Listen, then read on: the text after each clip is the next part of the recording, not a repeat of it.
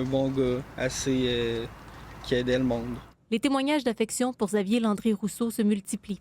Devant la polyvalente Benoît Vachon à Sainte-Marie, des bouquets de fleurs s'accumulent pour souligner la mémoire du garçon de 13 ans.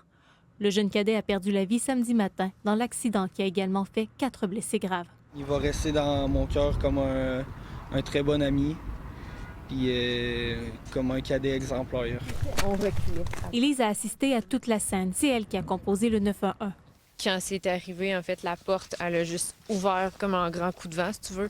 Puis les jeunes ont été comme catapultés un peu partout, là. Juste en arrivant dehors, il y avait 2 jeunes enfants dans mon entrée qui me demandaient de l'aide. Dans l'autobus se trouvaient 22 cadets provenant de 3 corps différents de la Beauce. Je me suis même pas rendue à la moitié du chemin. On reculait à cause de la pente. J'étais même pas capable de me rendre. C'était trop glacé. C'était trop glacé. Là, on voit l'ambulance qui venait, dans le fond, en direction de la quai de chemin vers ici. On l'a vu qui a pris le clos. Malgré l'horreur, Élise dit avoir été touchée par la solidarité des jeunes. Ceux qui étaient capables d'être debout, malgré, je veux dire, il y avait des très bonnes blessures, là, visuellement. Là, je veux dire, il était plein de sang, les vêtements déchirés. Ils se tenaient entre eux autres, ils aidaient leurs amis. Parlez-moi de votre chauffeur, comment il va? Nous, j'ai vu mon conducteur hier, il est sous le choc. C'est un chauffeur d'expérience.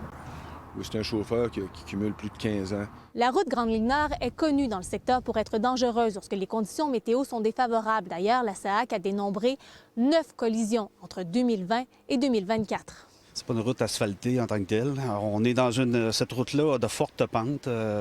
Côté la quai de chemin, elle a 10 de degrés de pente sur 1 kilomètre. Sur notre côté, c'est 9 Tout le travail, nous, avait été fait par les gars de la voirie chez nous. Tout était correct. J'ai pas à blâmer mes équipes de voirie en tant que telles. C'est pas quelque chose qu'on a déjà pensé à fermer.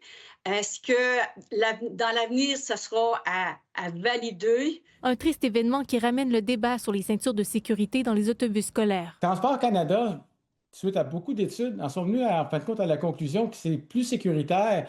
De la façon que les autobus scolaires sont conçus, en fait, c'est ce qu'on appelle compartimenté, et que si, par exemple, il y a un impact ou une collision, premièrement, les sièges sont à une hauteur qui font en sorte que les gens ne se ramasseront pas de l'autre côté. Ils vont frapper, si on veut, la banquette devant eux qui va absorber l'énergie. Le rapport du coroner devra préciser les causes et les circonstances exactes du drame et pourrait mener à des recommandations pour éviter qu'un tel accident se reproduise. Catherine Roy, TVA Nouvelles, Sainte-Rose de Watford.